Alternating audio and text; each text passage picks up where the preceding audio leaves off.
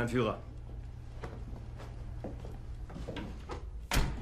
Sie suchen also an, Berlin zu verlassen.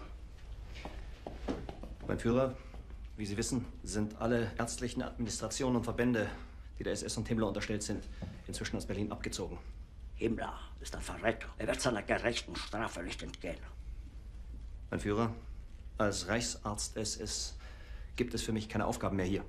Ihr Ansuchen, Berlin zu verlassen, ist ganz und gar unakzeptabel.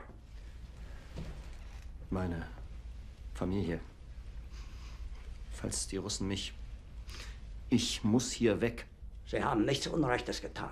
Was Sie mit Ihren medizinischen Forschungen erreicht haben, dafür werden Ihnen kommende Generationen dankbar sein. Ich übernehme für alles die volle Verantwortung.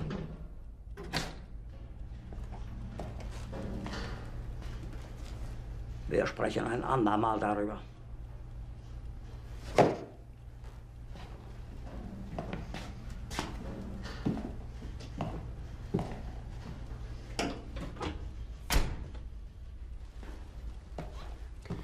Wir können den Gruppenführer Fegelein nirgendwo finden. Er ist nicht in der Bunkeranlage. Was soll das heißen? Sie können Fegelein nicht finden. Dann suchen Sie ihn eben. Ich will Fegelein sehen. Sofort! Wenn er sich ohne Befehl entfernt hat, ist das Fahnenflucht. Verrat! Bringen Sie mir Fegelein! Fegelein!